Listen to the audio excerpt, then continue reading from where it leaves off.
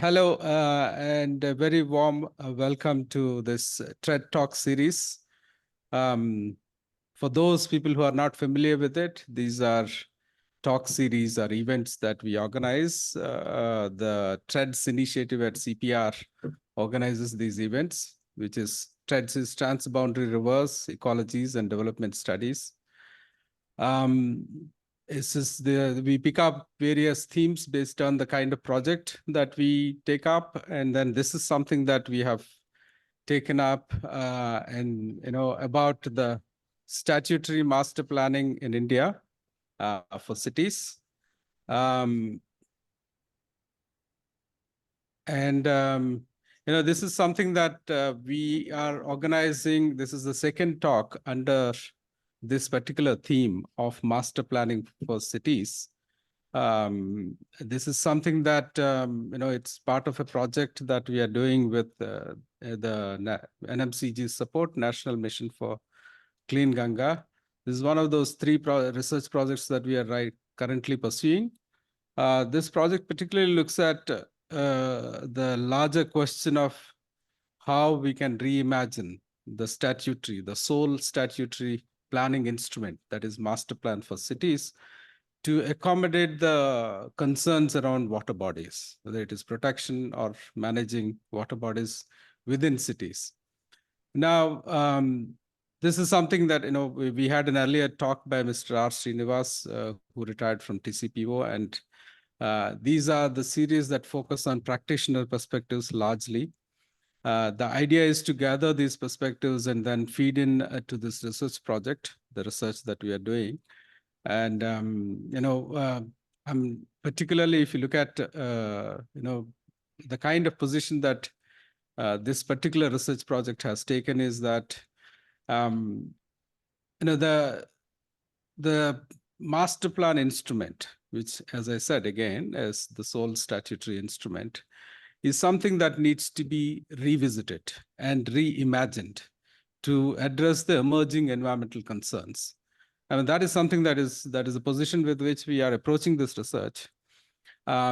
Shirley happens to be the second speaker in this practitioner series.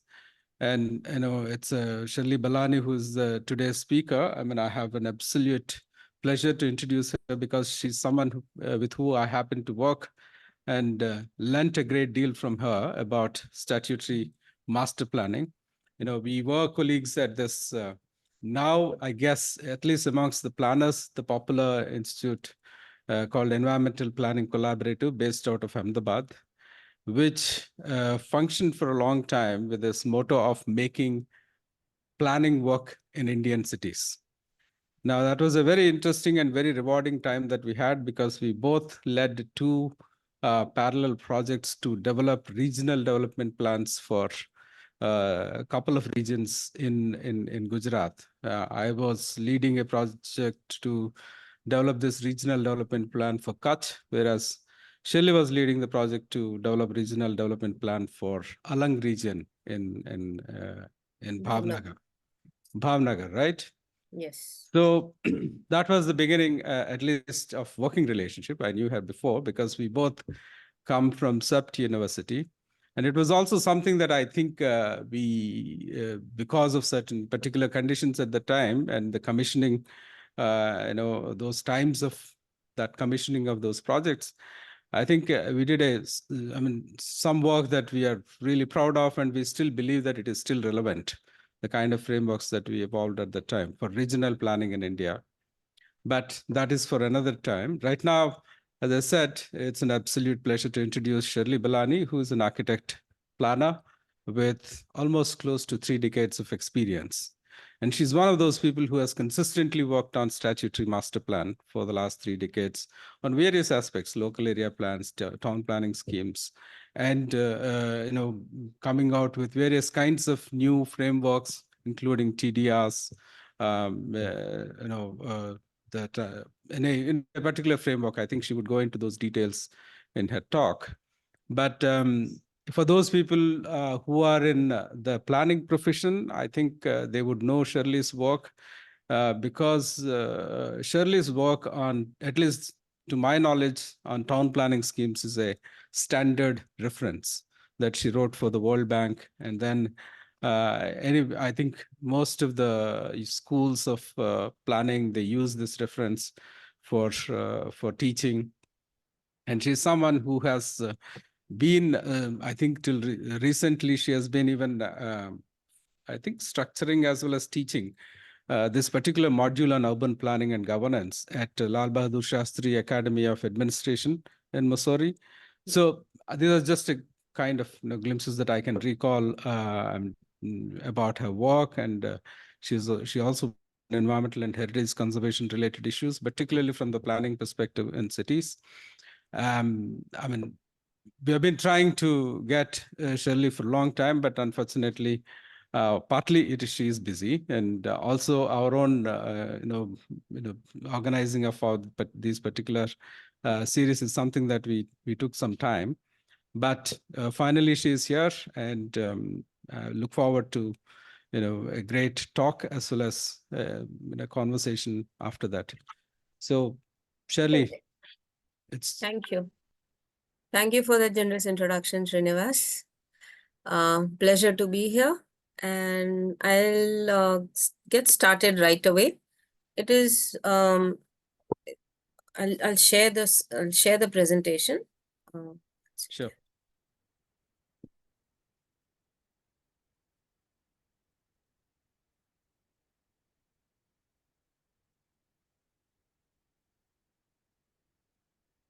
Is that visible? Yes, it's clearly Okay. visible and we can hear you. Please, Okay, you can good. proceed. So I'll get started. I won't take too long. Let's have more of a conversation. And if at any point, if you want to kind of stop and have a chat in between also, I'm fine. I mean, it's not that we finish it and then we have questions at the end. I'm okay with having a discussion in between also. So no. Thank you. Thank you, Shirley. It is 3rd So, of June, but yeah. quickly, if you can start with that. Sorry. Yeah. With that distinction between master plans and development plans. Yes. That would be very useful. Okay.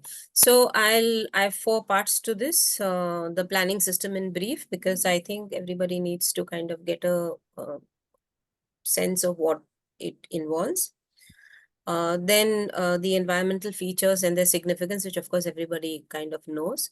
But more critically, how have we dealt with these and the resultant outcomes, and how can we deal with them? And that's the more interesting or the challenging section. So the planning system. Let me first sort of try to, you asked a question to distinguish between master plans and development plans. Both are used interchangeably across states. In Gujarat, we call them development plans. In other states, in their legislation, the term used is master plan for a city. But the master plan also could mean a plan for a smaller area. So even when we do a plan for a, say, smaller area, 100 hectares, 5 hectares, 10 hectares, we say a master plan or a master layout is prepared for it. But from the statutory connotation, also the term master plan and development plan is sort of equally used.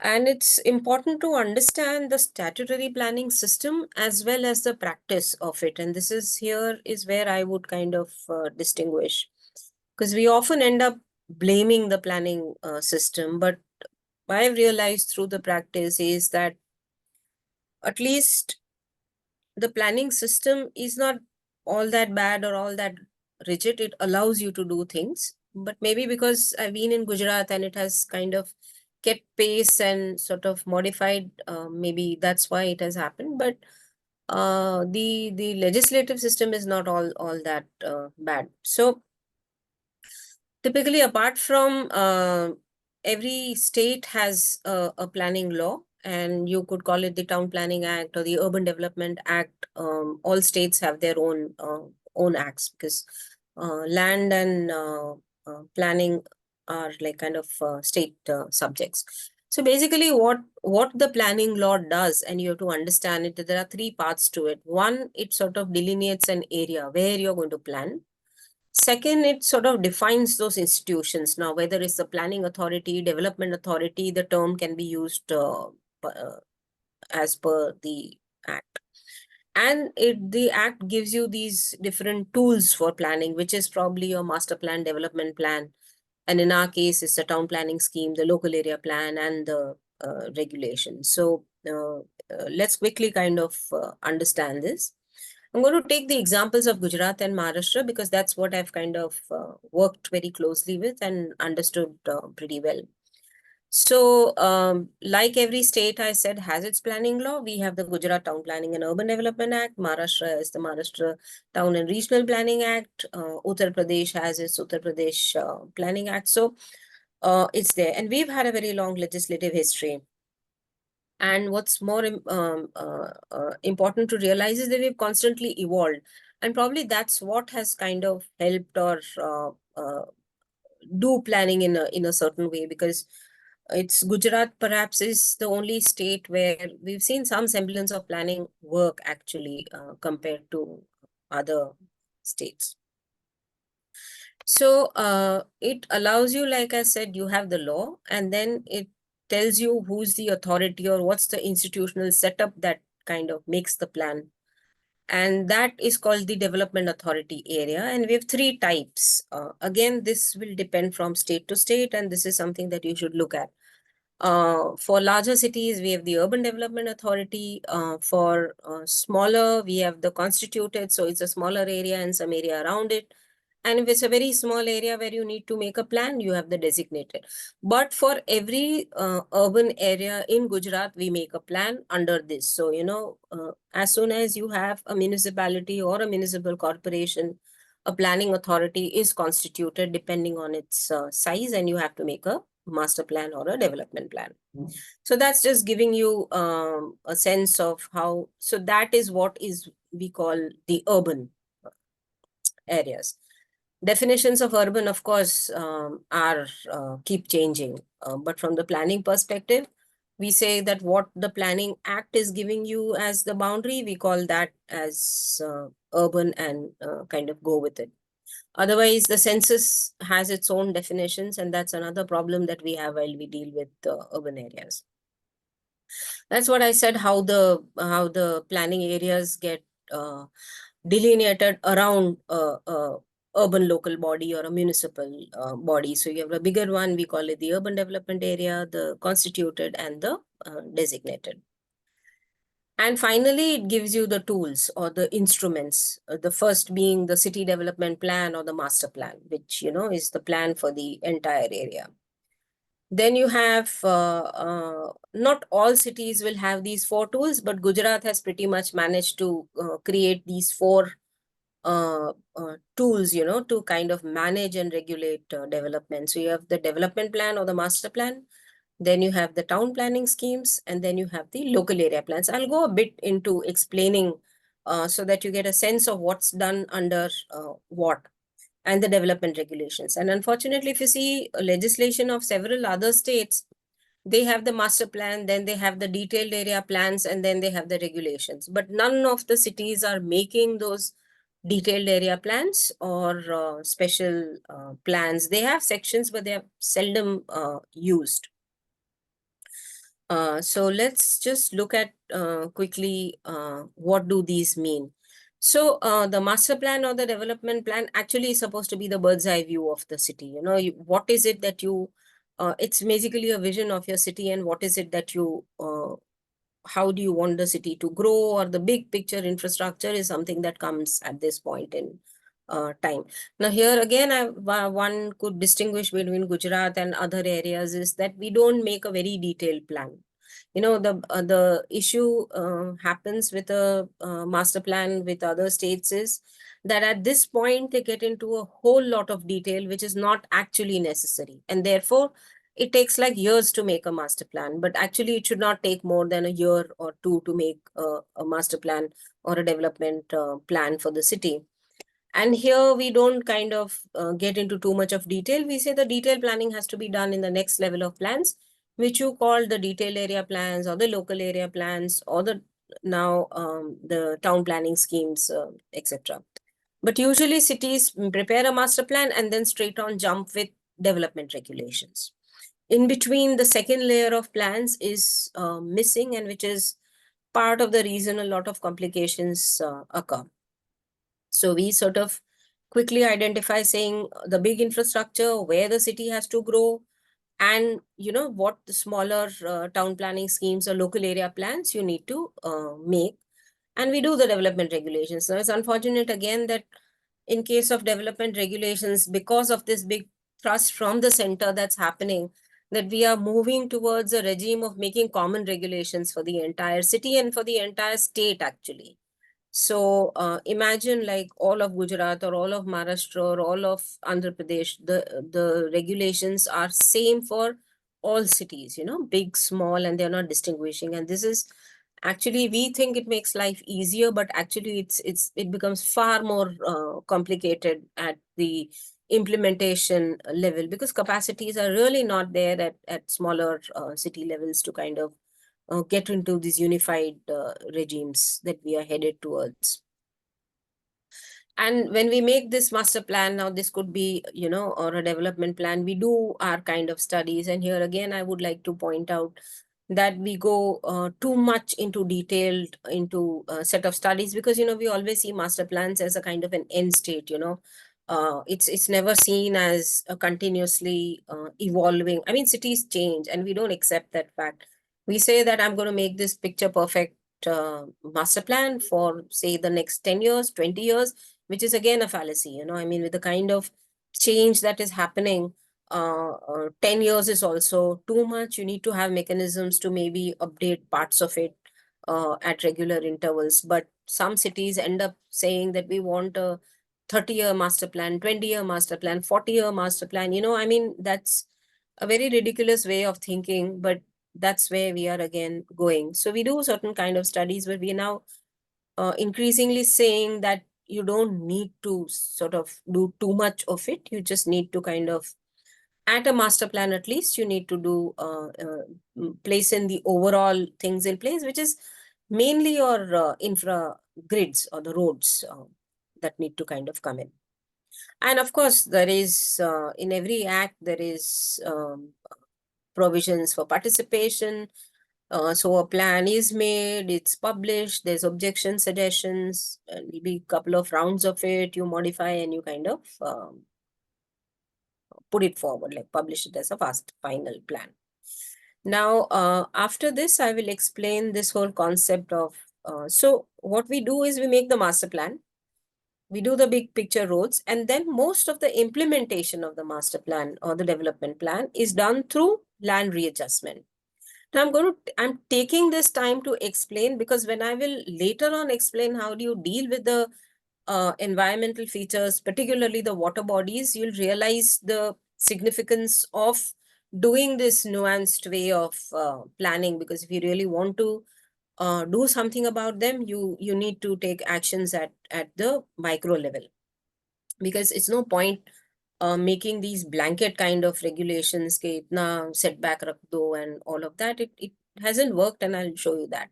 So basically, through town planning scheme, what we are doing is we are kind of grouping some land parcels and replanning them, sort of in a organized way. So you'll see farmlands, and this is a tool more for a newer area that is going to develop. So in our master plan, we have identified that these are the areas which will see development, and therefore we do this planning before actually development happens, so that you don't kind of get a mess which cannot be fixed at a later point in time.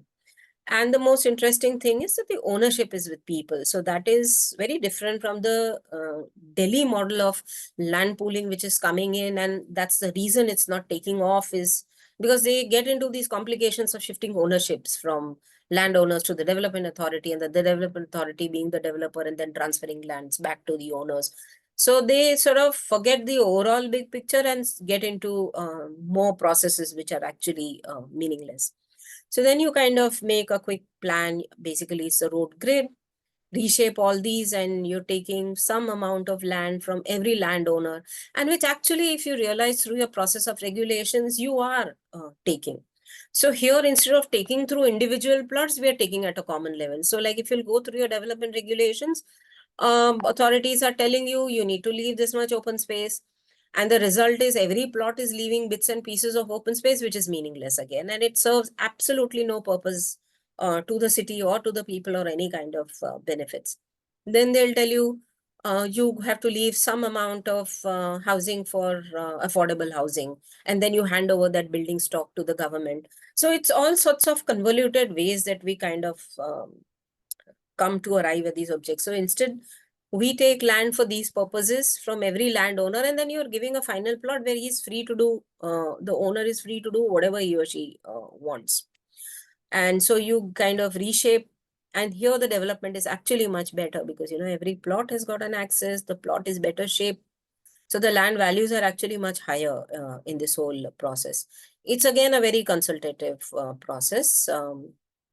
Goes through several rounds of meetings with the landowners. There are owners meeting, the planning officers sort of then goes through with each and every landowner, and you eventually get a very planned kind of development, increase in land values. And that's why somehow it has ended up working. There's a difficulty in adapting to different states, but reasons for that are very kind of different. Now that's as far as the open areas are concerned. But of course, now we know that with the kind of pace of urbanization that's happening, and we are seeing this whole in our cities also, that the inner areas of cities are breaking down. And partly that's happening because cities are raising FSIs, right? And new kind of uses are coming in. Am I there or am I lost? Can you hear me? So,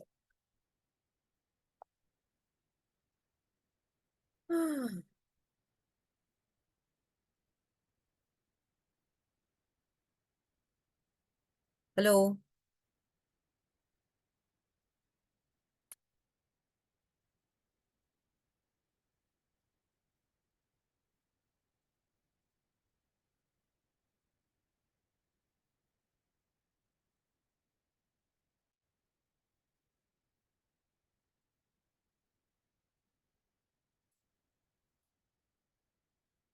You've disconnected. Yeah, it's disconnected, right? I think we are having Wi-Fi trouble here. Okay. Okay. So when we log in, we will call you again. Acha, so I log in again now? You may have to log in again. Okay, okay, I'll do that. Are I'll you do. still there? Yeah, I can see this, but okay, I'll reconnect. Okay. Okay. We well stay there then. Maybe once we are on, maybe it will be automatically. Okay, I have not disconnected. Stay there then. Okay. When we resolve our end, I'll give you a call. Yeah.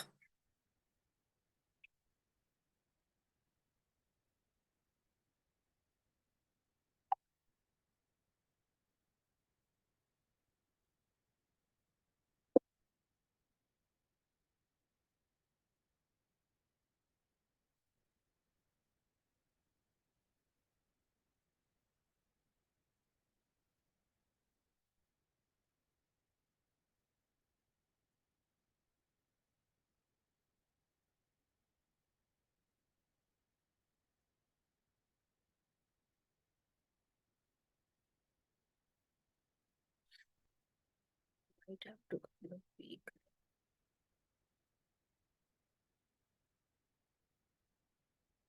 Hello? Certainly it looks like the other 62 people are still there. Is it not? Can you see them? I can just see, yeah, they're there. So you could tell them, please, from your end, saying that it appears that the CPR Wi-Fi is having trouble. We are waiting for our signal. Please wait, kind of. Let me just ask around.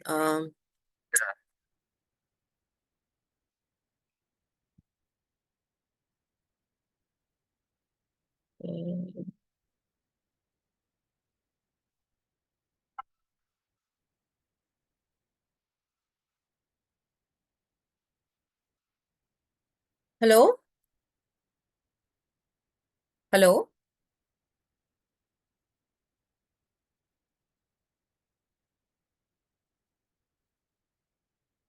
Ah, okay.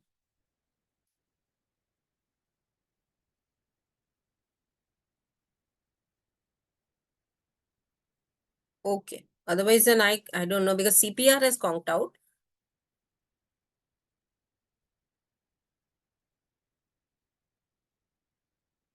Yeah. Okay. So let me see if I can continue with the thing. Okay. If everybody can hear, I can continue with the presentation. Just please type or something so that I can continue. Sorry, some mess up happening at the CPR end.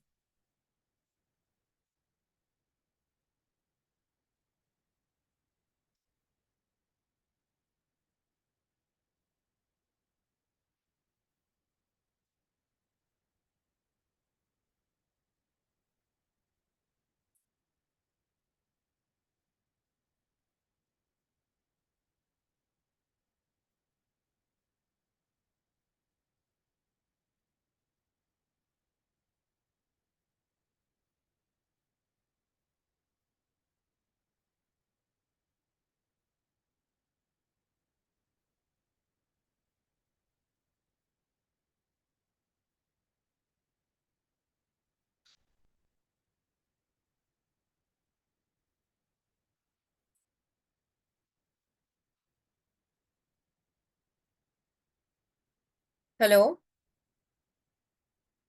Hello?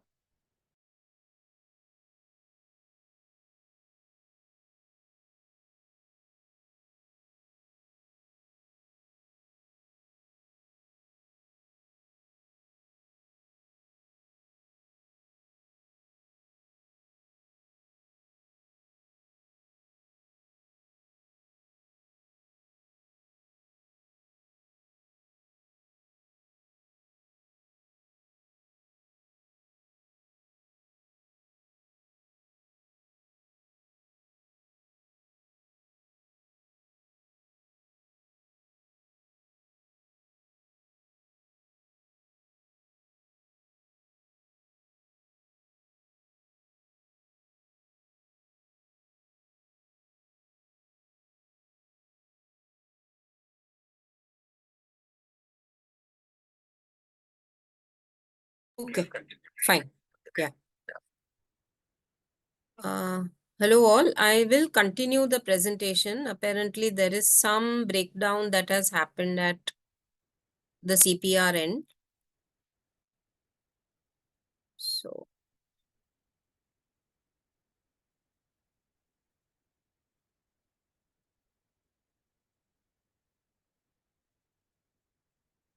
okay. So I had ended at the land readjustment or the land TP scheme portion.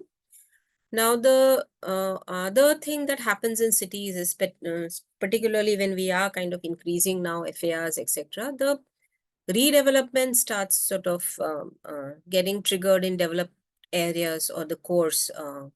And now, instead of seeing this as happening as a plot by plot level, we can see this as an opportunity to kind of, provide some of the amenities and open spaces that are needed in these densely developed areas.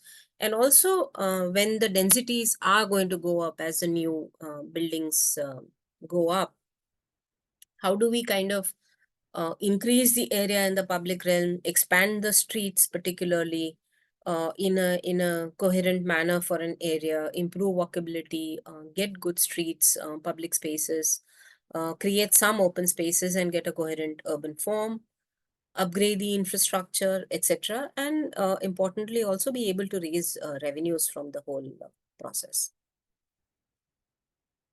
This doesn't even seem to move. So the way we've kind of added a tool called the local area plan to facilitate very planned kind of renewal or redevelopment of areas in such a way that it kind of respects property rights, it's financially viable, and improves the livability of the cities. And this was introduced as a separate section in the Town Planning Act, which was called the local area plans. I think I'm having problems with this moving also. Sorry about this. So the first thing that gets done in the local area plan is it's a very systematic process. I'm not going to get into too many details of it, but the area under streets is improved. And this happens by systematic widening that is proposed and adding new streets. Now, this widening does not happen, it's a plan that is prepared. And the widening happens over a period of time as buildings undergo renewal or redevelopment. Have you all joined at CPR, Srinivas?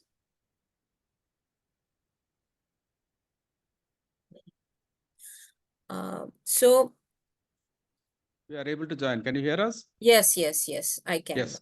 Yeah. Okay. Okay. So the area and the public realm is increased in the streets. Then what we end up doing is defining the setbacks between buildings. So here the whole system of regulations is being done away with. In a sense, the setbacks are not use dependent or dependent on the building heights, but standard setbacks which meet probably the fire regulations, etc., are developed. And then the full plot coverage is allowed, because here we have taken already area in the public realm. So we're not asking again people to leave more common open plots, etc. And then an envelope is kind of established that you may build within this. There is a matter of right FAR, and then there is the additional FAR that has come up, because this has been done along certain transit corridors or certain areas of Ahmedabad. So the FAR is raised and the plans are put in place. So before the redevelopment starts happening, a plan is already in place to kind of realize the public realm. If buildings do not want to use their FAR, then TDR or transfer of development rights between the plots is also possible. So this is how 2 or 3 of them have been conceptualized, and many plans are now underway. So before, after kind of transformations of area that take place in a systematic manner. So at least you've got the street space to upgrade infrastructure, because you're increasing the densities and you need to upgrade the infrastructure. So contrast this to the city of Mumbai, where they raise the FARs and in a very arbitrary manner, because FARs are increased depending on the roadway, depending on the use, etc. And there is huge buildings come up. So if you see the Midtown Mumbai now, where you have these Phoenix Mills and etc., all those kind of developments is massive developments, but no increase in street space. So this plan sort of quickly ensures that at least the land in the street space and increases and infra can be kind of upgraded over a period of time. It's too much. And the last statutory tool that you have is the development regulations.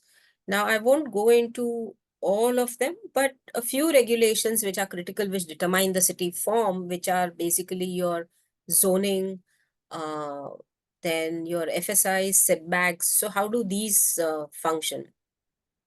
So basically zoning, what you're kind of doing is telling people at the master plan level, what is it that you can develop and not develop, the mix of uses that can be done and the FARs that can be consumed.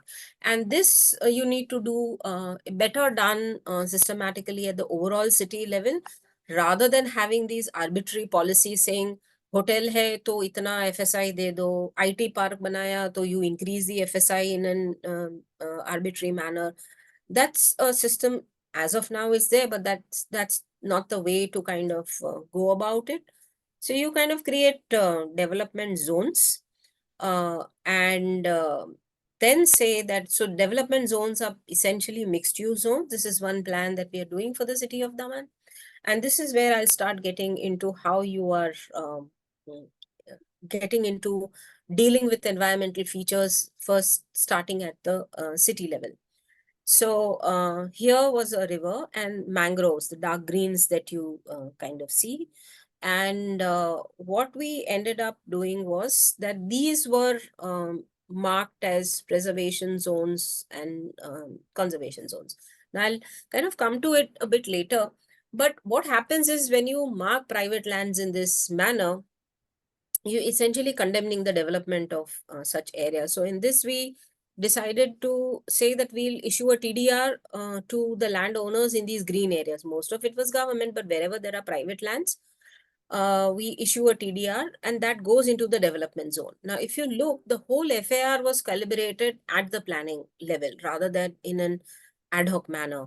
So we had the yellows, basically mixed use zones, and the FSI is calibrated that there is a base FSI, there is a purchasable FSI, because then that forms the revenue component of the planning authority. And the third was the TDR FSI. So people who cannot do development in those green areas that are all marked here at the city level, uh, uh, transfer their right into these. So a owner in the development area can sort of seek all these FARs and do his or her development. And this becomes much more simpler to also administer. The other thing is, of course, is the FAR. FAR is basically how much you can build, but then where it comes from is something that's calibrated at the city level. So you have the base, chargeable, and the TDR FAR. TDR FAR is basically if I cannot build on my plot because it's heritage or a green area, then I transfer my right to another plot. In this, the planning authority perhaps is playing the role of enabling that transfer. The gains are, the arrangement is between the two private parties. Alternatively, in the case of the green one, the authority itself can become a bank and right away give the TDR to the people, and then sort of sell it where actually the demand is. So it can operate in either of the ways depending on the capacity of the planning authority. And then, of course, there are the margins, which also we are now saying that have standardized margins and not based on kind of use or heights, so that you use the minimal ground and the ground coverage increases, so you get more efficient kind of building. Which is actually better at if you look at it in terms of its environmental implications. Building heights. Then in this, for this system to kind of work, we have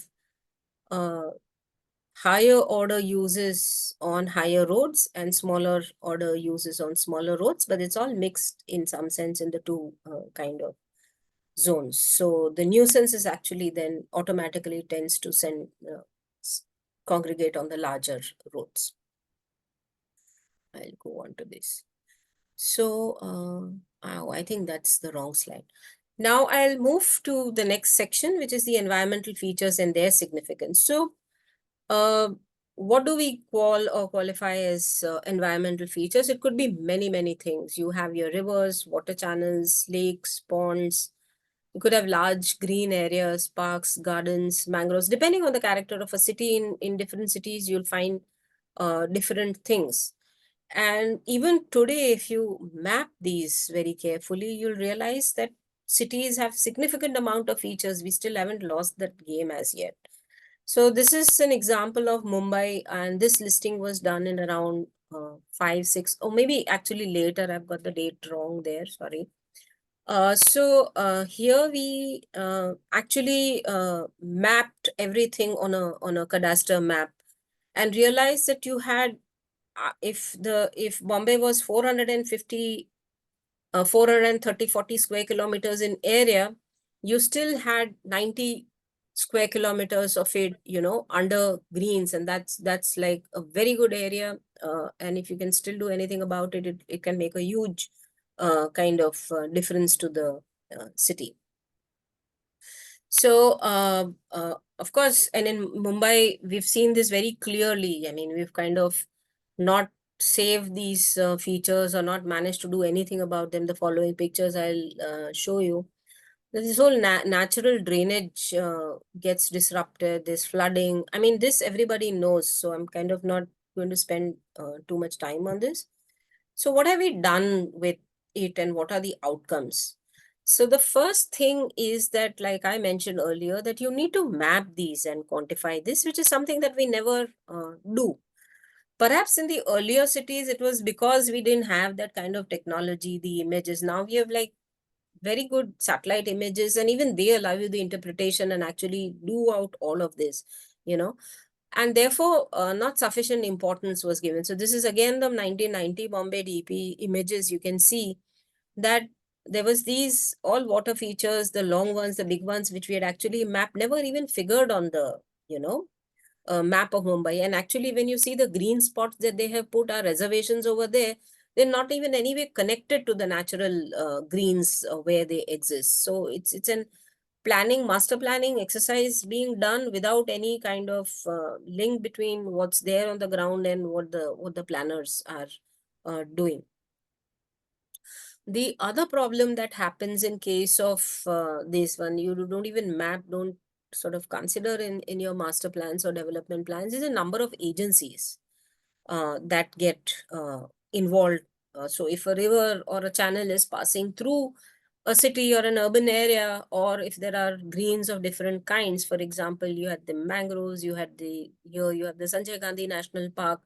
So you had about 13, 14, 15, it's a plethora of agencies that are kind of involved. So you can never intervene to sort of look at an environmental feature, because you're going to be dealing with agencies. Some of them are local, some of them are state, some of them are central. If it's defense and all, you cannot even enter inside and do anything about it. So the role of the environmental features in the city ecosystem actually gets broken up, and it's impossible to do anything, or at least, but even if you recognize this, and then maybe you can take it up. I had mentioned mapping, but it's not just enough to map. You also have to look at it with the city topography. How do these kind of link? Because when you do your road network planning, etc., both these layers have to be seen. And like I said earlier, because we didn't have these data layers, it wasn't happening. But now that we have them, we do need to look at all of this. So because of this, what do we end up saying? We come up with these rule-based generic proposals in master plans. So we say, if it's a river, we need a 100-meter buffer. It's a middle level channel, you need a 10-meter buffer. If it's a smaller channel, you need a 6-meter buffer. Now, nowhere in the plans or whatever they have sat and classified these or said what buffer is required. It's just written in the rule book. And interpretation is kind of very vague on this. I mean, there are ridiculous things written that if it's so the buffer, the play that happens is, it will say it's 6 meters, but then there is another rule that says that if you have a developed edge, 4 meter is enough. If you have an undeveloped edge, 6 meters is enough. So how do you kind of regulate or monitor this? It becomes very difficult, and therefore in the end, it ends up getting encroached. The other thing that we do is these blanket preservation conservation zones, and without any kind of incentives for the lands that are kind of trapped.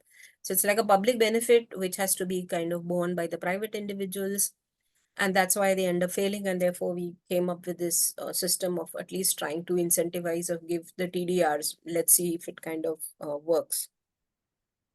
At an overall master plan, you have these kind of regulations. And in the regulation rule book, we end up writing very ridiculous regulations like trees. So if your plot size is 100 square meters, you need 4 trees. If your plot size increases between so and so square meters to so and so, you need another number of trees. And it just goes on without even looking at the use or where it is located, etc. I mean, with people building basements and things like that, it just is impossible to meet these. Then there are regulations which call for recharge wells, rainwater harvesting. You have to put a common open plot. So if you will actually take a drawing for approval, it will be impossible to kind of fit all these varied requirements. The third thing is we have got along is with this typology of low ground coverage. So we feel that having more open area means a lot of good. So we put big margins, big open spaces. But with this, the cost of development increases. So we have this typology of a building surrounded by open space rather than buildings defining open spaces. So which also kind of results in a very inefficient build form. So the outcomes, of course, are hideous. I mean, this is again Bombay, and it's very difficult to imagine that Bombay has 4 rivers, but most of it we've kind of ended up losing. So you have usual encroachments that happen. Although I said that there are rules which say that you cannot build so many meters from the water body, but you have a school building that's gone right into a water body. Of course, undefined edges, you have solid waste dumping. So the other lesson that comes is that if you have environmental features, try and make the edge as public as possible, but otherwise you're going to have disasters as this. That's the Meethi River again in Bombay, and that's what the river has been kind of reduced to. And therefore, when something like a tidal influx happened, which happened in 2005, you had the whole city going down. Then you have, of course, all the sewer outfalls getting into the drains and rivers. So how do you deal with this? And I've been saying that partly, I've already kind of explained this, that at the master plan level, you need to map these features, look at these interconnectivities, because we don't map them, we don't even realize the connections that are there, and come up with proposals at an overall level rather than these ad hoc kind of ways of looking at things. Again, another master plan. This was a master plan for development plan for Alang, where you can see that even at the planning level, the development is concentrated where it ought to, and what needs to remain green or the agriculture zone remains, so that you don't kind of sprawl out the whole thing. And it's incentivized by putting the road networks in that manner and identifying these large greens. So you see that one little green out here is then detailed out as a project which you need to develop. It's one of the proposals in the master plan, and you see it's been sort of made publicly accessible by giving access, etc. So you're separating the public and the private as far as possible to turn it into a good public space going forward. This I will kind of skip. I'll show this last example of a town planning scheme that was done. And here you can see actually the Vishwamitri, this is the channel that enters the river below. So here also we had the entire water channel that was coming in, and we moved the green towards it and defined it by smaller order roads, so that it becomes more of a easily publicly accessible space for the neighborhoods. These are river buffers that are managed. So this was Godavari and they were private landowners. So we kind of moved out, and this is in the process of TP schemes, because you're able to readjust the plots and provide the adequate green area, 10% or whatever you want to put in the entire area at actually places where it makes sense. And here we removed the requirement of common open plots. So everybody has, so all open space in an area is actually public, and it serves the dual purpose of saving your water features. Another plan here is an expansion of a traditional settlement which had its relationship to water and the sea, which is managed through the town planning scheme. In the local area plans, of course, since you're taking a larger amount of road in the public, larger amount of area in the roads in the public realm, they become your spots for creating the green. So it's not all for traffic, but you actually create good streets with greens. Here's another example where you're turning around this typology of building. This was tried in one town planning scheme. It's called the improvement schemes, where we tried to write the regulations so that the buildings were along the plot edges and the greens were created at the at the back sides. Okay, so this is where I kind of end, and we can go for questions.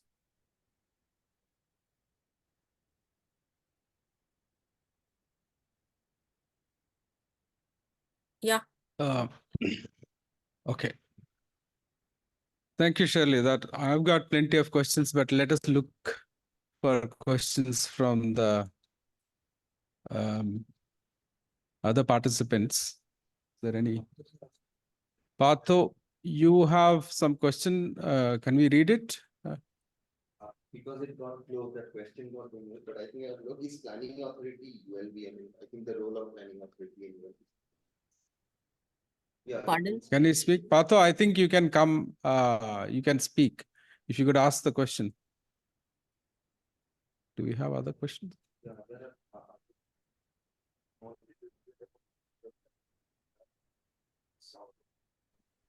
Thanks, Srinivas, and thanks, Shirley. Thank you. Shirley, I was just wondering if you could elaborate a little bit, just as Srinivas said in the beginning, as these various levels of planning that you went through,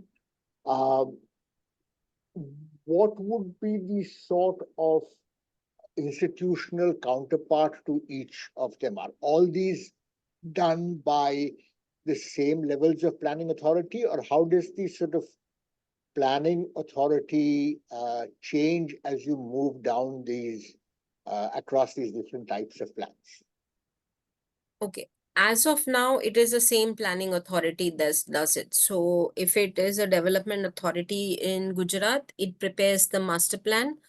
And when it comes and it prepares the local area plans and the town planning schemes.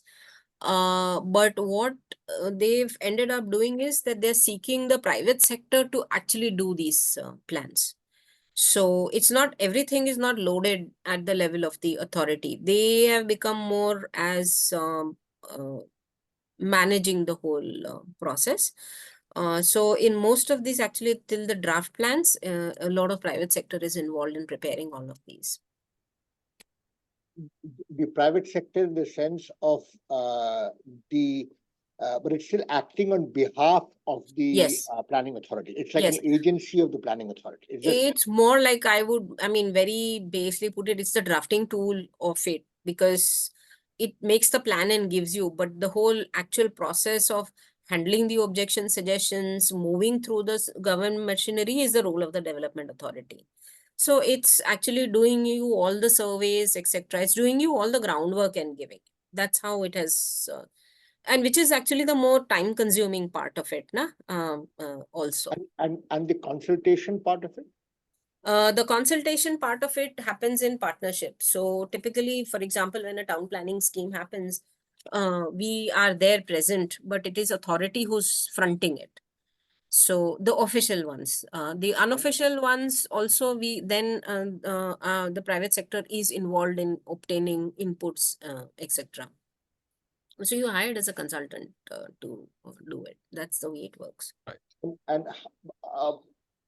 how does this sort of compare internationally? I mean, in other places where this kind of thing is happening, is it also the case that this is like the same planning authority that sort of does this thing? I mean, the involvement of the private sector is a matter of how much, as you said, capacity these planning authorities have and how much has to be insourced and what kind of be outsourced. But in terms of the structure, is it the same authority that is going through? Because some of it is large regions, you're talking about Daman and coastal regulatory zone and all of that stuff, and some of it is really, detailed sort of local area plan, which sort of responds to a particular neighborhood or section of a neighborhood.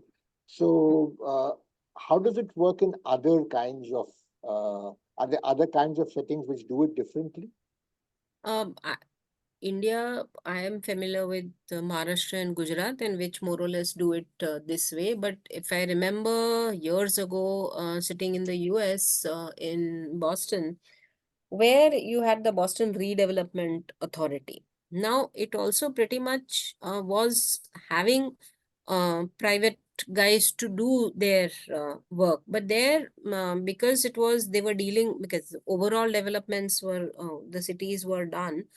For smaller areas, it was the private developers also used to kind of come up and make these plans, and were actually involved along with the planning authorities to do these consultations. And there the consultations were far more extensive and far more challenging, and therefore in some sense also quite slowing down the process. Here it doesn't get to that, but I think in the US cities, they do have a lot of private sector that supports the public authorities in these processes. Thank you. Also, can we move? Yes, I mean, if I recollect right, I mean, at least the broader contrast that we bring in is that in other contexts, particularly in the US, the planning process is a little bit more dynamic in the Hmm. sense like you can bring in proposals for development even within the planning horizon for which the development plan was prepared. And then the planning authorities have the space as well as capacity to review them and give approvals to those proposals, if I remember correct. And But it used we to have also a get whole into a lot of individual negotiations with the developer. So if they dealt with a particular developer in a particular context, it would not necessarily be the same extraction they got at another location. So, so Shirley, given that that is possible, why do you think that the Indian context doesn't allow that kind of negotiations? I don't know. I mean, we are still from from the public authority side. We don't think we trust the people enough for that. There is enough sort of fear of the developers or the private sector as yet to allow it, or to view it more like a partnership in development. So it'll take us a bit to get there. The only example that I see which has gone that way is the Bhendi Bazaar redevelopment in Mumbai, where actually So, they have worked very well with that SBOT trust, and that entire 6-7 hectares of land has been developed. yeah, I That's I mean, think is the there are, only instance I see. yes. Shirley, could you also please put on your video? Just quickly, I mean, besides the MITI, there is also this example of Sabarmati riverfront development. That plan was approved or inserted into the master plan. Is that not right? Which one? The Sabarmati riverfront Yes, development yes, plan. yes. So that when you actually, so the Sabarmati, so when there is a large project, for example, like the Sabarmati riverfront, or now, for example, they are doing this Gandhi Ashram precinct plan. It's like your LAP, na? It's like another local area plan that sort of gets inserted. It becomes an overlay on your master plan, and it overwrites the master plan at that point. When a TP Okay. scheme gets done, the TP scheme overwrites the master plan at that particular puncture. So I have a whole bunch of questions here in the Q&A. Let me just quickly start with the first one from Saurabh Bhatia. You know, this is also something that I wanted to ask you. You mentioned about in your talk, while starting about these water bodies, you said that we do not recognize them. You put that text there at the top of the slide. Hmm.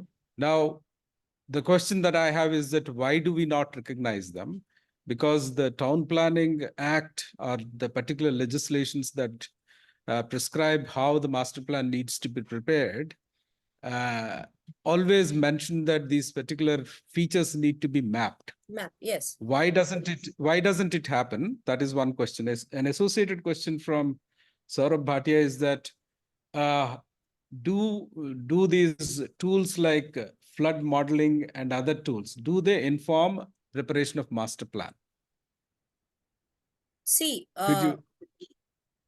let me take one by one, because even I will forget. Otherwise, it's better for me Yeah, to sure, answer sure. kind of. So, I thought that. huh? Go ahead. Go ahead. Okay. Is there a related question? No, I thought they were two related because you see, you said that you Huh, made okay, this no, these two observation. I will take. Yeah.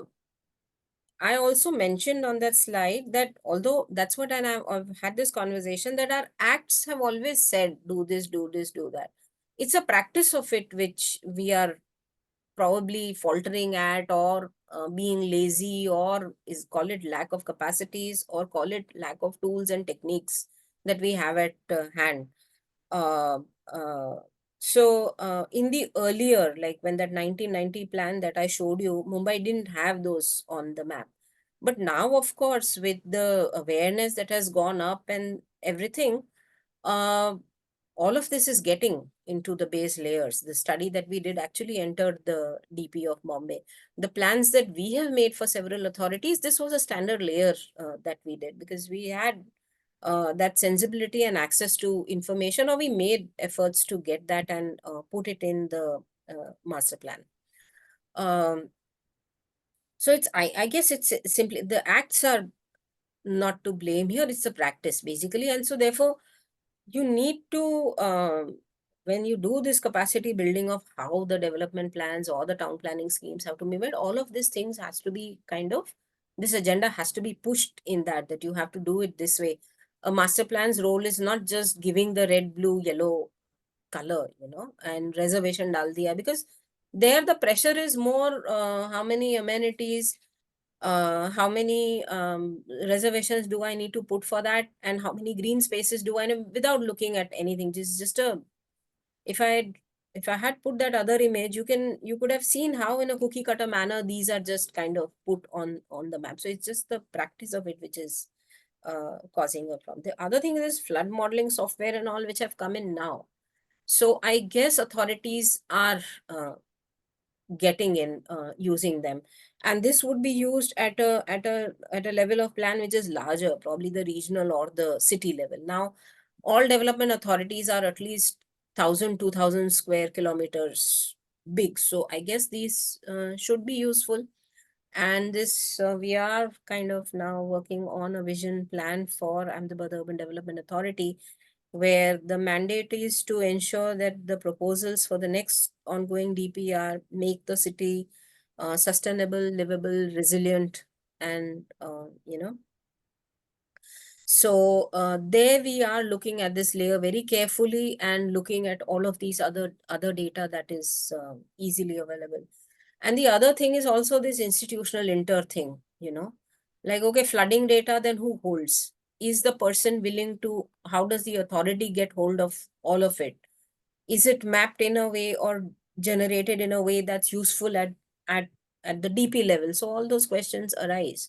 So probably sometimes you give it up because it becomes, it's maybe too macro, or it becomes unusable at that point in time. Right.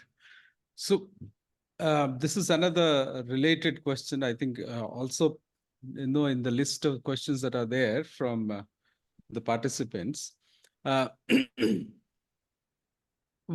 do you see this as a problem? I mean, you see, if the legislations allow that you could accommodate these concerns, for instance, mapping the water bodies or their catchments, and then building on that to prepare master plans, the way you had shown, whether it is local area plans or town planning schemes. So at one level is about how you use these tools that you have, whether it is zoning or the development control regulations or putting in infrastructural elements. And the other level is the institutional capacity. I mean, which is also something that you mentioned about in terms of why is it that the institutions out there to give force to the master plan do not ensure that these are either incorporated in preparation of plan, or otherwise whatever the plan elements are not enforced, because you had shown several pictures of this encroachment into the rivers in Mumbai and other places. So with your own experience of observing this planning practice, for the past 3 decades. Why do you think, and what are the problems? What are the issues?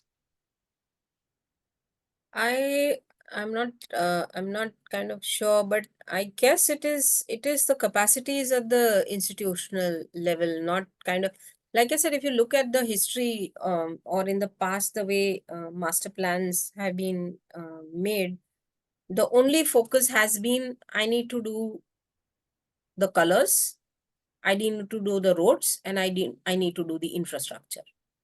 I mean, it's been a very and even the guidelines probably which have come from, I mean, it's a state subject, but I've never seen a set of good guidelines or whatever, you know, telling the planners or illustrating them that probably this is the way you ought to do. It's only very recently that this whole dialogues have arisen about, but there is still a gap between that statutory planning practice and what these people are saying, which is what we were trying to tie through several of these examples.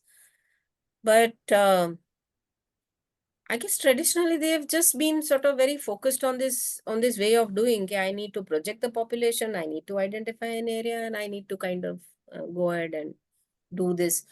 And they get so lost in that game and spend so much time doing that all of this is not kind of looked in. And therefore now you probably look at the way or what should be the contents of a master plan. It should be more of some of these larger layers rather than, you know, getting into the specifics of it, which you then leave it to the lower order plans. I'm not sure, I mean, why this has happened or why they are not sort of seeing the obvious, because I guess that was the first thing that we did when we did the regional plan water balancing exercise, right? But a water balancing exercise should be done for a city also. I mean, how True, much is true. the consumption and how much is the So, outflow?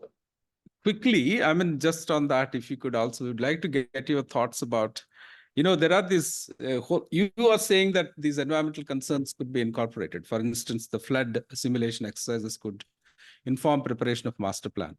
While we have this whole, you know, while that is possible through the statutory master plan, and which may, at least one of those things is to improve the capacity of the planners or the skills of the planners, skill sets.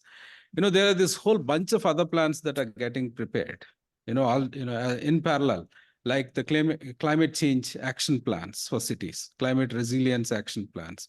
And then there are also certain cities which have these flood protection action plans. And then you have other URMP, the National Mission for Clean Ganga itself supports preparation of urban river management plans. Now, while the entire skill set is available to prepare those those plans, which are not master plans, why can't those inform the preparation of the master plan, statutory master plan itself? I mean, that is what my question, but I'm also sort of, you know, speculating on the possible reasons. Is it possible that you can relate it to this tendency to outsource planning exercise? No, I mean, what you're saying is those plans are made by, those are outsourced ones, no, but see, No. the problem with those, so the thing is that we've not been able to fix our master plans.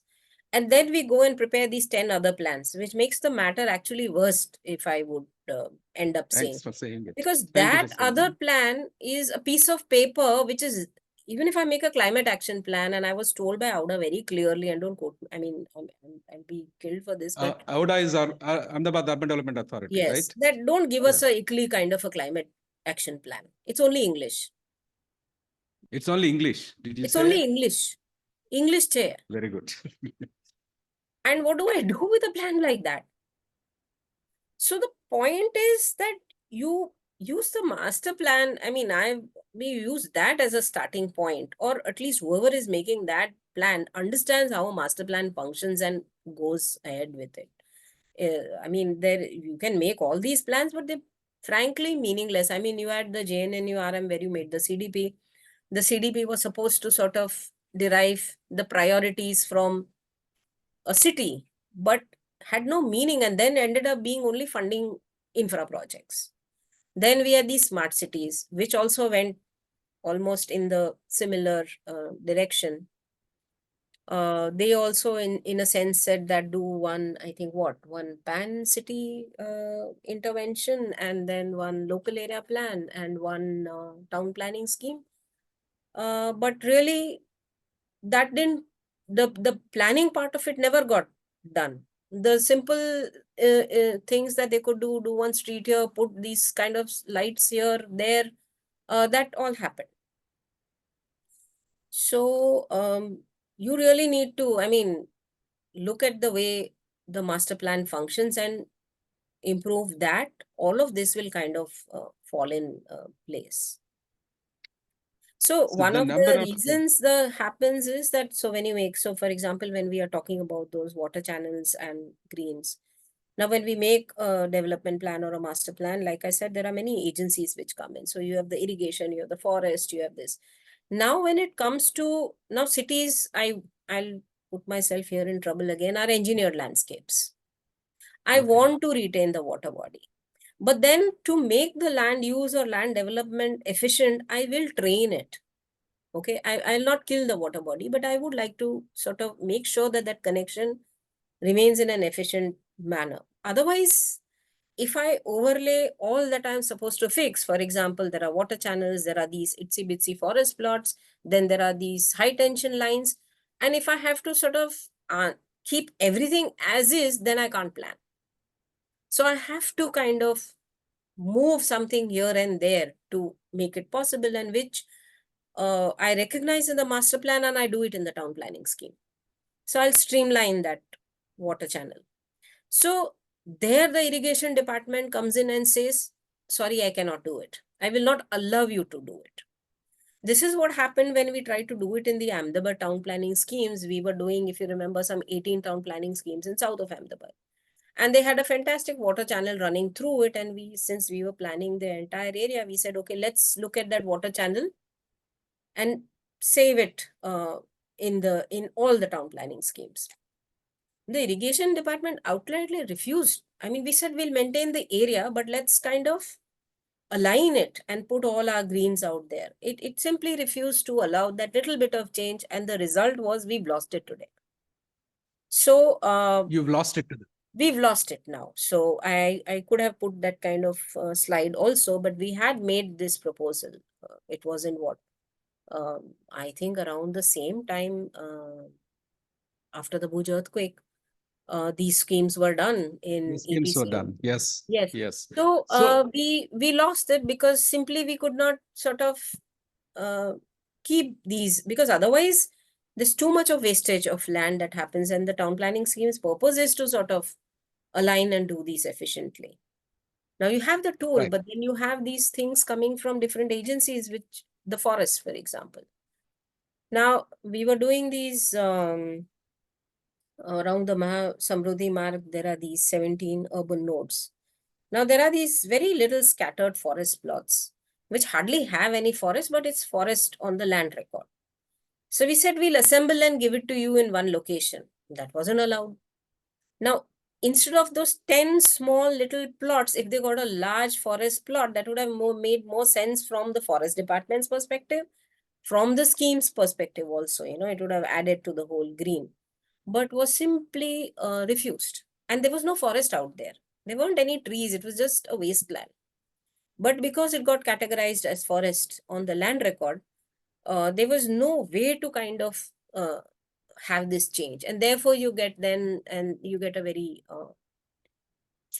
spotty plan, I mean, what do you do? Right. And that little forest plot eventually will get encroached because it's then surrounded by private plots. So there is no way you're going to be able to save it. So it's simply because of this, we end up also losing a lot. So in other words, what you're saying is that while the planning tools that you have at your disposal can make difference, it's just that there is no supporting mechanisms to work with other agencies or otherwise other That's jurisdictions. one of it. The capacity, one of it, the ability right? to be able to see it. A planner sitting in the government is going to tell you forest, I'm not going to touch it. Irrigation, I'm not going to touch it. So it's not my mandate to kind of do this. Yes. Okay. I have a whole bunch of associated questions, but I don't want to turn it into a discussion between us. And I have about 27 questions here on the question and answers. But I also have Partho's hand, raised there, which I'm sure he has an associated question. So could you please, Partho, please come in and ask your question? I was just quickly going to ask Shirley to elaborate on the sort of plan in English and the master plan. And is it the case that what we should think about is whenever we are thinking about interventions, we should think about interventions in which have a physical manifestation, so to speak. And it's only then that we'll be able to sort of engage with the planning ecosystem to go forward. Is that the way one should read that statement? Srinivas, can you repeat? I'm not able Yes, to get him see, clearly. Huh? you mentioned that it is the plan, climate resilient action plan. It's just in English, right? So that's what you Just in said. English, That's meaning your it's comment. it's English text. Yeah, That is no, what I was. understand. No, I Hmm. think the takeaway point from there is that it's the statutory master planning process is fundamental for regulating growth or otherwise pursuing these environmental interests. And also there is a need for certain amount of convergence of these planning interests for other, like the climate resilient or heat action plans and other kind of thing, to converge with the statutory master plan. That is the takeaway. Now, the question is that what are those possibilities is the question that Partho is asking, if I hear correctly. And am I clearer now?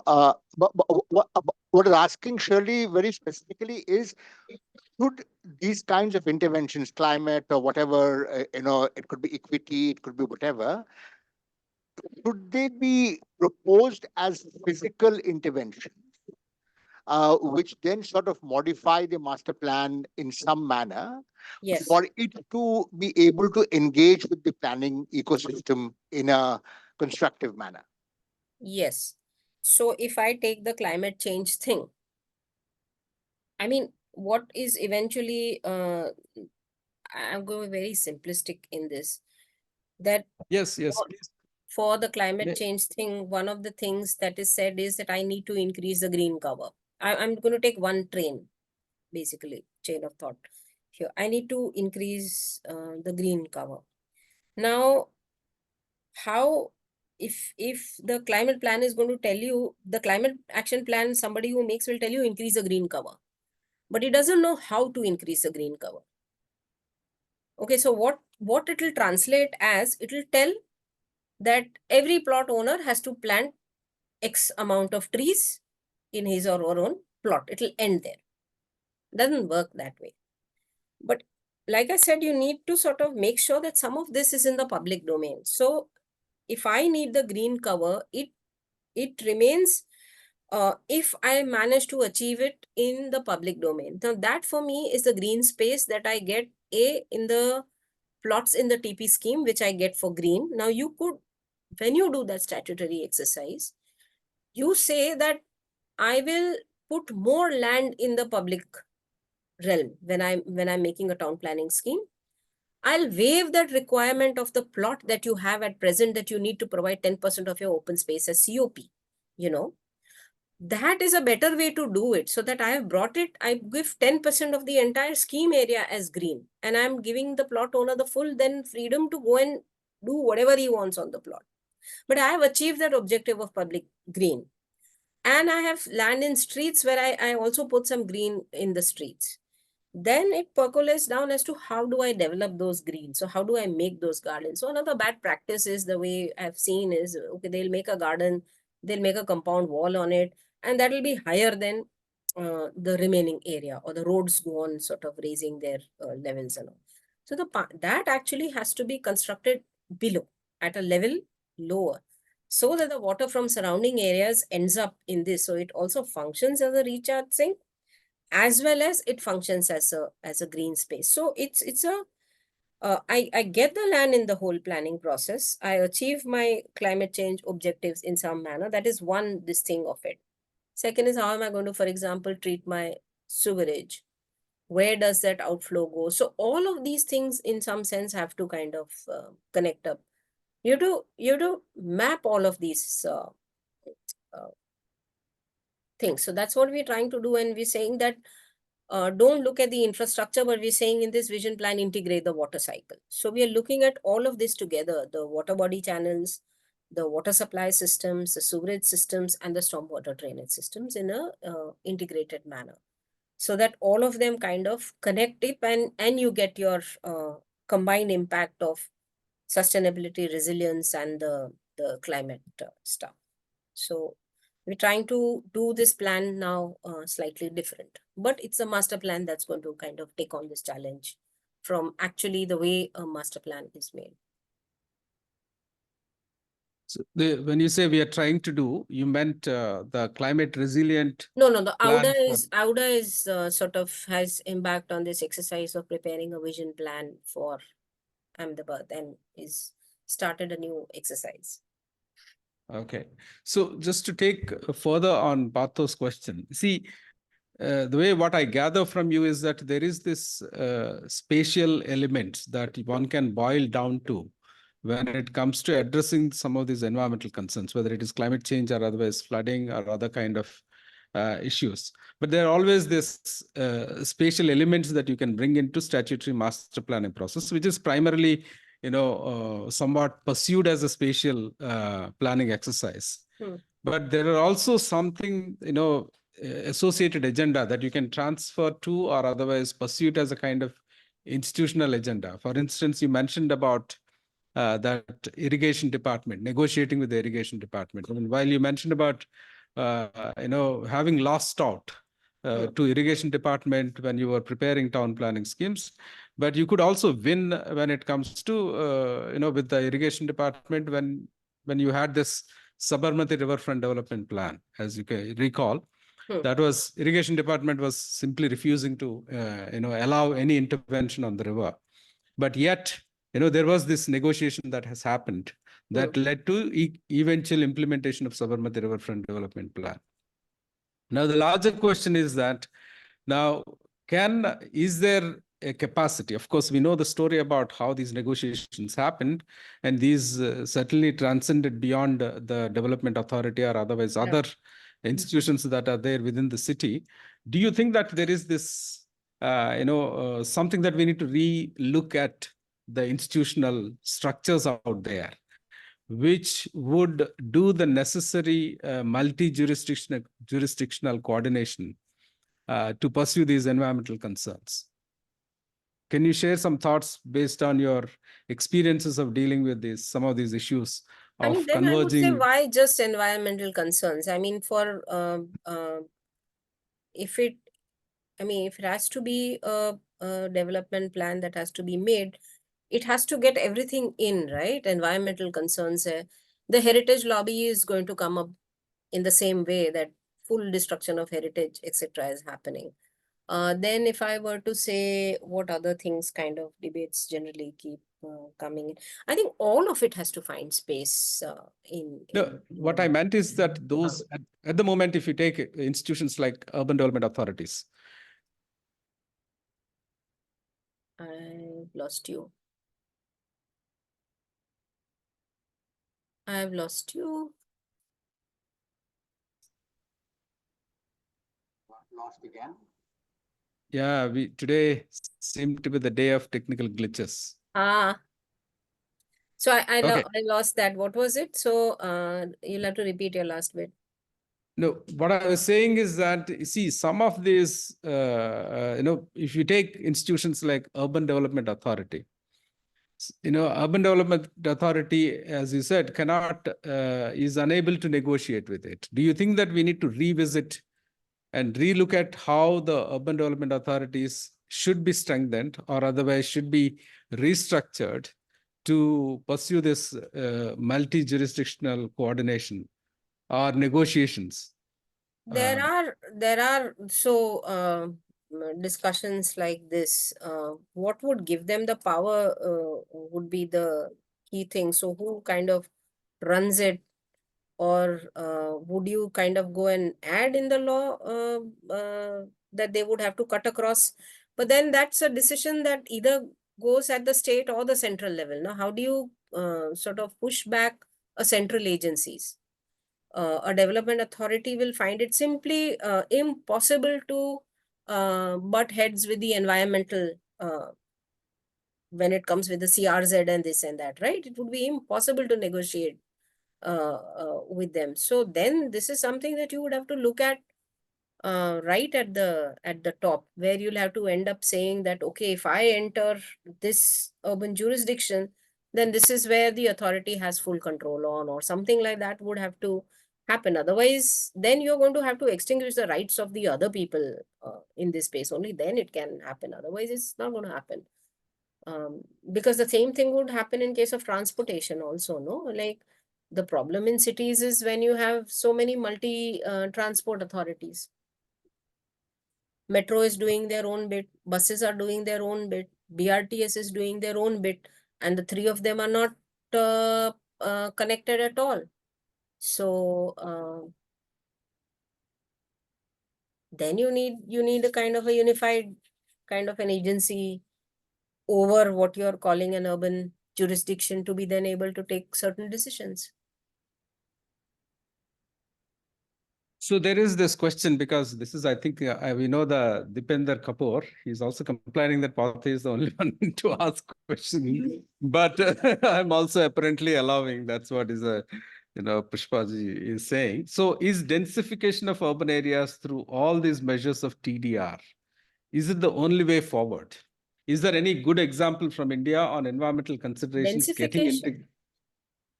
Yeah, densification, FAR, Huh, when you say FSR. huh. Is it the only, parameter that you can play with when it comes to dealing with, the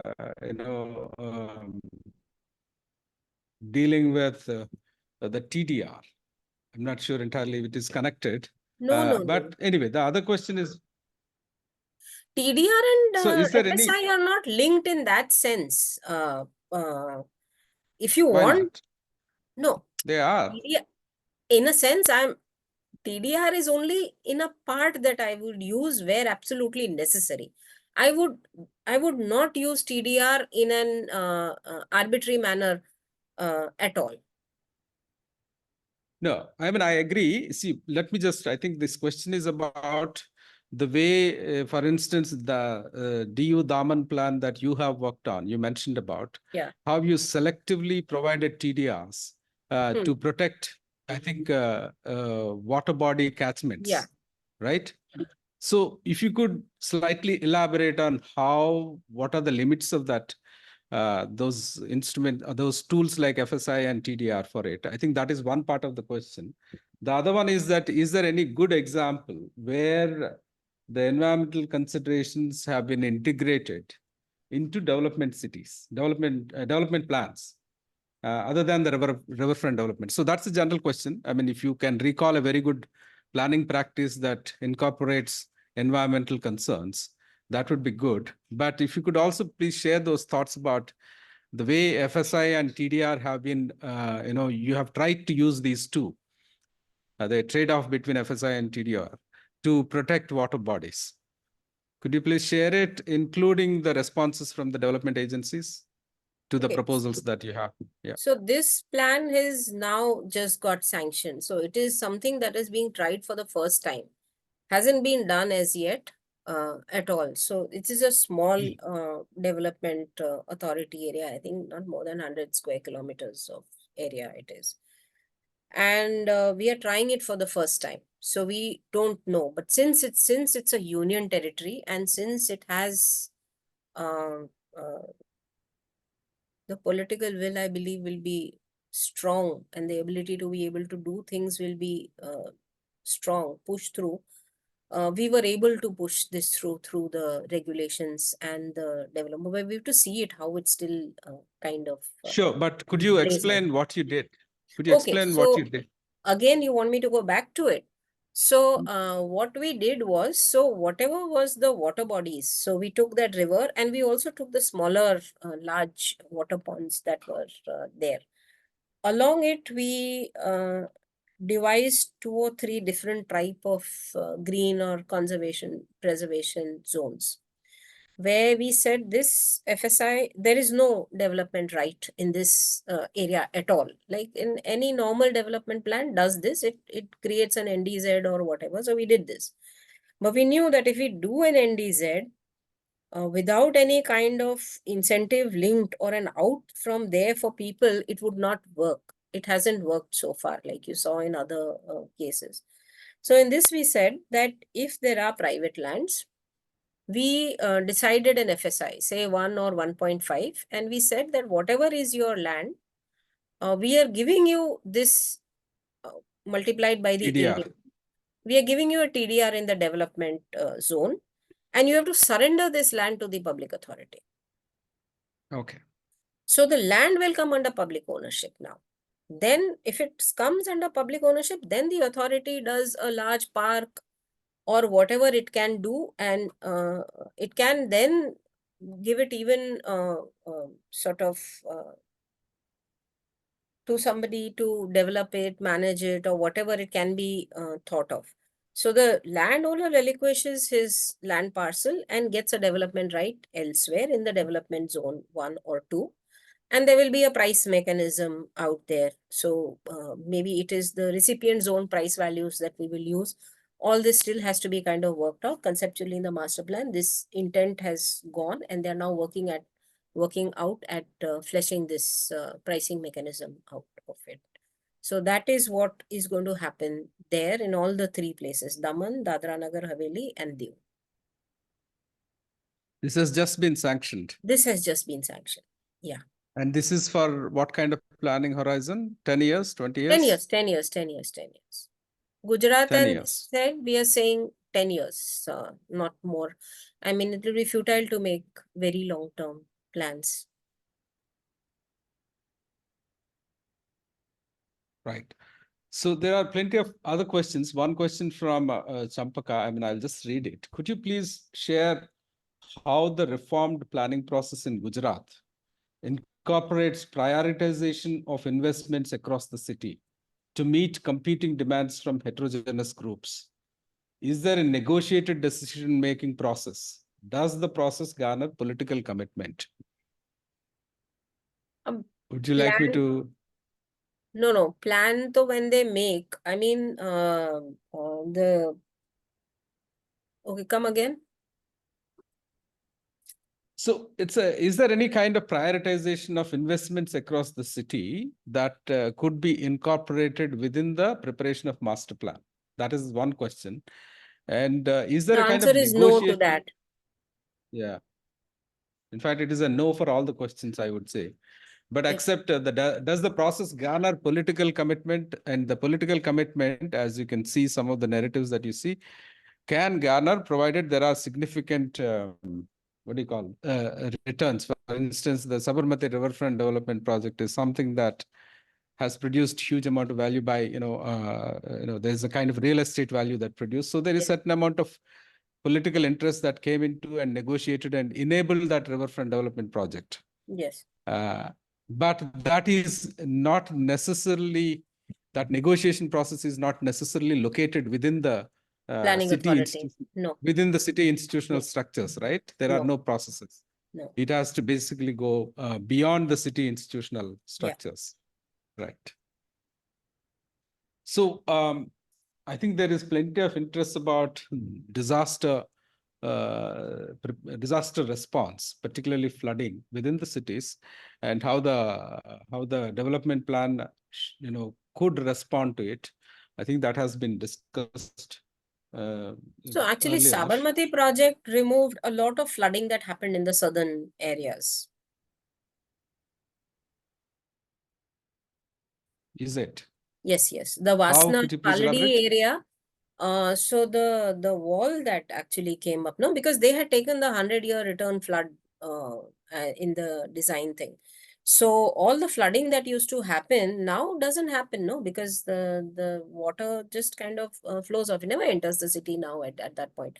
But we are having other problems of localized flooding, which is because of the bad levels that have happened as a result of the streets and the way they have done up the water bodies, because the levels of streets keep rising.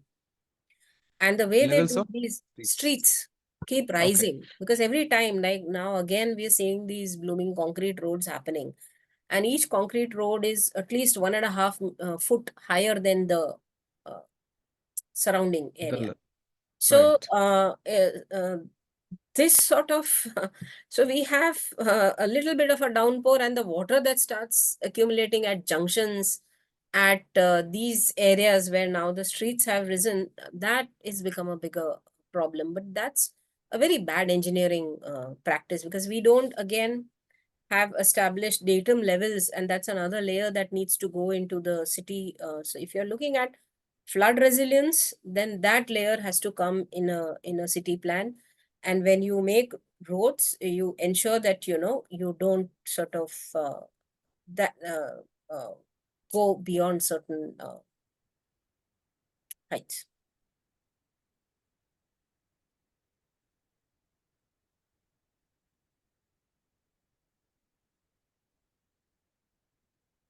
I've lost again. I can't hear.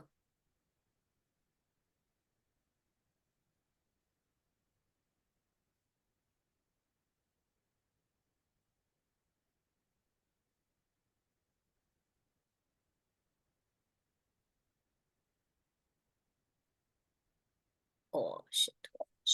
Yeah, now? Yeah. Okay. I- So move beyond Ahmedabad, and could you comment on the Chennai master plan or otherwise master plan preparation? At the same time, there is also, if I understand correct, there is also rewriting of the town planning legislation that is happening, right? You I had can't some comment on the town planning, I mean, on the Chennai plan preparation process, but we added a chapter of doing land pooling schemes in the Tamil Nadu Town Planning Act. Right. I'm trying to go back to the flood situation, because last year Chennai had these floods, right? Has there been any consideration of flood resilience in preparation of the master plan? Because that's very proximate incident that has happened In in Chennai? Chennai. Yeah, I mean, I am last not. year you had this. You are not aware of any I'm conversations. not aware of it, no. There have been sort of talks about it that they're doing this, that, but I'm not aware of what exactly they've ended up doing. They are making their master plan, I guess, right now. Okay.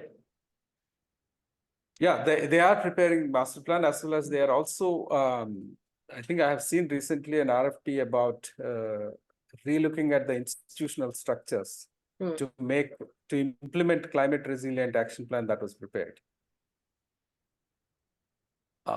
Something that we have discussed just now. But there are plenty of other questions, but then we are also past the allocated time, that is 4:30. We have allocated 10 minutes because we had lost this time because of the technical glitches that put us off from your talk, CPR, those whole bunch of people here. But, I think these questions themselves are going to be very useful for us, and we're going to put together and then see if we can build on these to inform our own research here. Otherwise, I'd like to thank you profusely, Shirley. Thank you. I mean, this is, I think this is not going to be sufficient to have just one session, and I need to think about other ways of bringing you back, and then perhaps much more focused discussions on particular tools of this master plan, and then see how they can be deployed creatively and innovatively to address the emerging challenges in the urban settings. So thank you very much. Thank you. Thank you. Right. Thank you. Thank you. Bye. Leave? Yes.